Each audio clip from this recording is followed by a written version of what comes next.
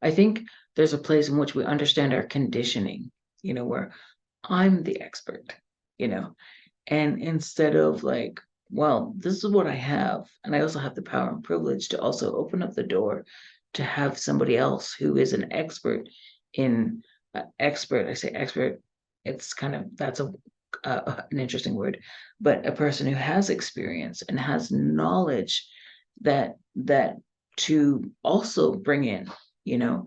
And when we start thinking about collaboration, is like, how do we continue to do that without being like, oh, I've learned all that information from them, so now it's my, I can I can do that. So when I think about that, I think about how do we have acts of reciprocity, in which we are giving back to community or having relationships with community, that are that we all benefit from, you know, when we think of settler Canada and that thing is like, how do we have a place where we're bringing in elders, when we're bringing in knowledge keepers or wisdom keepers, to appropriately pay them also, but to also have them to share their knowledge. And that's their knowledge to share, not your knowledge to share. And that's a hard one for people a lot of times, is to like, appropriate knowledge. You look at yoga and what that has created.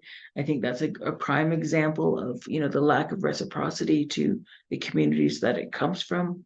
When I look at uh, when I'm looking at plant medicine ceremonies, psilocybin, I'm like, there's another example where a lack of collaboration has happened because of, certain ideologies around that. And so, how do we have a place in which we have reciprocity? Some of the big pharmaceutical companies, I've been asking them, what's your equity fund? Or are you willing to put in a tax, to support the development for local communities, and it could be communities far away, because of the impact of colonization, and we're using their plant medicines, whether it's ayahuasca people, and and though we don't think it's related, I think of the oil and gas exploration in Ecuador, for example, and the forest and the decimation of the forest down there.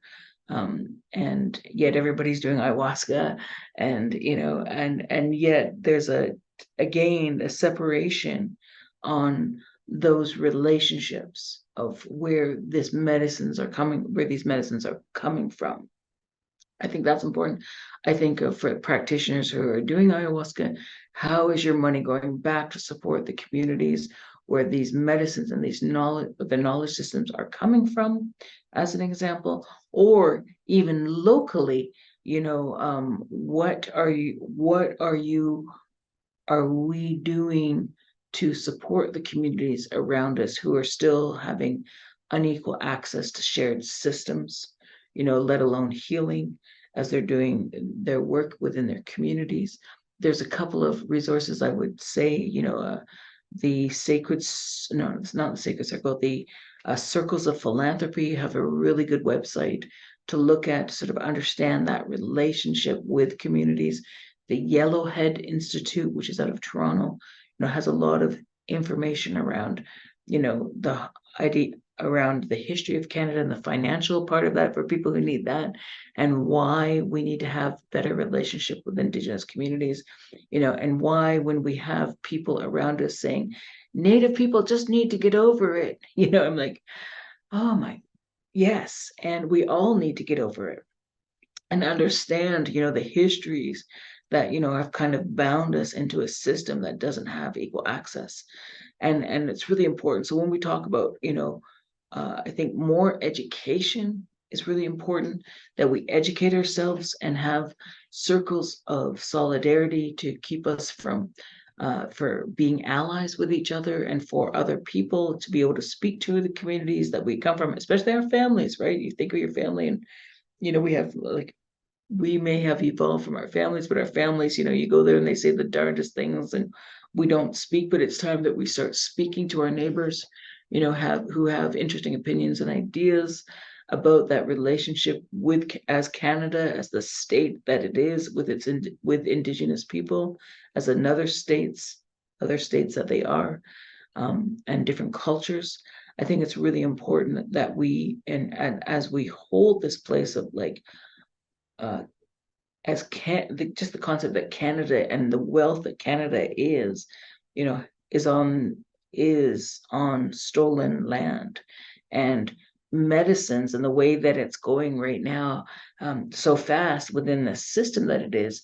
How do we make it an equitable place in which that we are sharing what we are receiving so much, especially when you're benefiting from it, when I think of a $3,600 session, I'm just like, hang on a second, and I think about contextually how research has set up medicine work. And I think of like, I was just talking to my friends who was I believe at Cambridge University, and he said it's really funny when you go in for the research stuff and they put headphones on you, they press play, and they might light a candle or something, but he said it's just so contextually not, and they're asking you every 2 minutes, how are you doing? How are you doing? Are you? And he said it is so not in a place of flow and natural place of introspection and connection. And so I think about that as like, how do we learn from the best practices around, that can be shared to, make that this the psychedelic industry doesn't crash in on itself, because I think it's really important. It has an opportunity to offer a lot of healing for people, and especially in community. And I think if that's one thing that we can learn from Indigenous communities is about how to move from individualism into community care, where we are responsible for our neighbors. And I always ask people, like, do you know your neighbors? Do you know the people, and I think about that and how do you share food together? People often ask me, like, well, how do we approach these communities? And I'm like, have you had a cup of tea with that elder? Have you had lots of tea? Have you shared food with people? Because that's how we break down the border, the boundaries that exist, is by building community, and from a place of authentic communities. When I ask people oftentimes, I'm like, when you leave here right now and you go back into your world, who is your community? Who are you surrounded by? And oftentimes I see people where I'm just like, wow, like this isn't a very diverse community around you. Why? Why? Especially when you're living in urban spaces, I'm like, why is it not diverse? Or, where you go to and the places that you hang into, who's there? And why aren't there other people there? And start asking yourself these questions, this inquiry, of like, who's present at the table, and how can we bring other voices and ideas and learnings uh, into our work, especially from other cultures and communities. I look at, I often hear from my South Asian friends are like, wow, this is like us. You guys are like us. I hear that and I always laugh because I'm just like, that is really funny. And it's, and that means like the intergenerational family connection that I see, that is really important. Or the food, you never walk into somebody's house without them feeding you. And those places in which, people come together, you need something, people come together, and I think that's really important, and especially in the societies that we live in right now, where there is such a call to action because of the levels of trauma that we've created on a world level, our oceans, our air, the things that we breathe, let alone the intergenerational trauma. I think it's really important. And I think this is, if anything, that it is important that we do our own work first. I think of my friend, I was laughing as we were hiking the other day. I'm like, therapists, you're probably the worst communicators. And that's why you got into therapy, because you had your own stuff to work out. But it's really important that we do that work, so that relationship with the medicine, allows us to go deeper, and try other medicines, because I think that's important, because we can get comfortable, and certain medicines work at a certain level, and that's okay, but there's levels and layers of, especially around the intergenerational trauma, that we talk about the blind spots. I use the word white supremacy, but the blind spots in which certain conditionings come down from our family lineages, that our parents didn't know or our grandparents didn't know, but they did what was right because that was the time and the history. But it's important that we do that work so that we stop getting in our own way with our assumptions and our judgments, because that's the place which the barriers, invisible barriers that people can feel, that our intuitive self, like when I think of medicine and you get open, you can feel and sense, we have those abilities without medicine, but most of us are so blocked in and not just trauma, in sort of ideologies, shame, blame, guilt, fear, things that we carry that we don't even know we carry from maybe even in utero that block us from being in relationship to each other and past the place of like banishing you're right, you're wrong, into a place of like, oh, that's awkward and that's uncomfortable. And how do we actually build so that we're actually offering healing, and watch how we also get in a place where, we are never an expert. I think of the teachers that have held me over the years, like, before I got into psychedelics and like very traditional people who were, you know, there was never any grandizing. There was never any of that sort of celebrity culture that we have today, again, within our society of, we live in a culture of make believe. And there was just a place of like healing and taking care of community because that's the right thing to do, and we often get caught up in the societies that we live in. And I think it's challenging for us to undo those places in which to be in right relationship and to be in a relationship where we are, when I think of reciprocity, I take care of you, you will take care of me. And it's not a transactional take care of.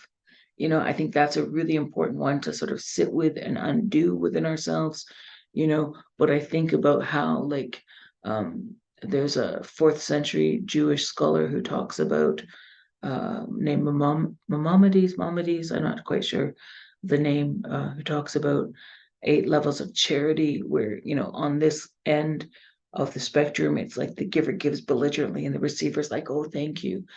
Where on this side, where the giver gives without knowing where it goes and the receiver receives it without knowing where it comes from.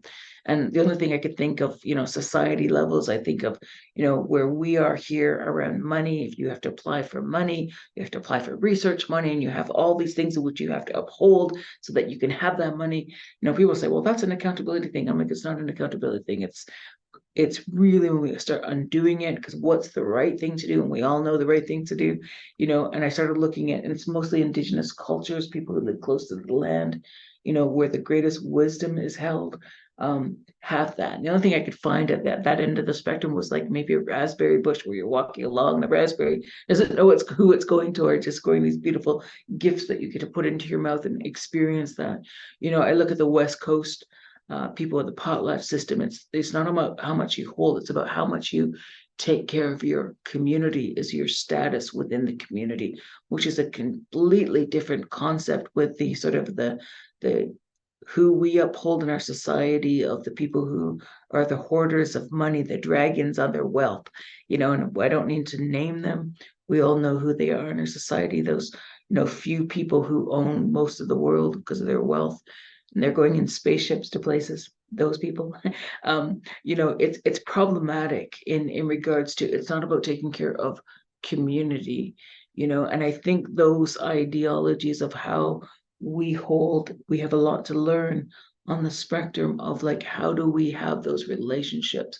So as I take care of you and I give to you, there's a sharing, and it's not transactional. Okay. And I think that's a really important piece to hold as we do this work around collaborative healing, and also knowing when we need to sit there and be witnesses to what is being learned and taught, and having those circles of solidarity around us that allow us to learn, and to also to give us reflection, and authentic reflection, and I think that is the piece, is authenticity. So thank you so much.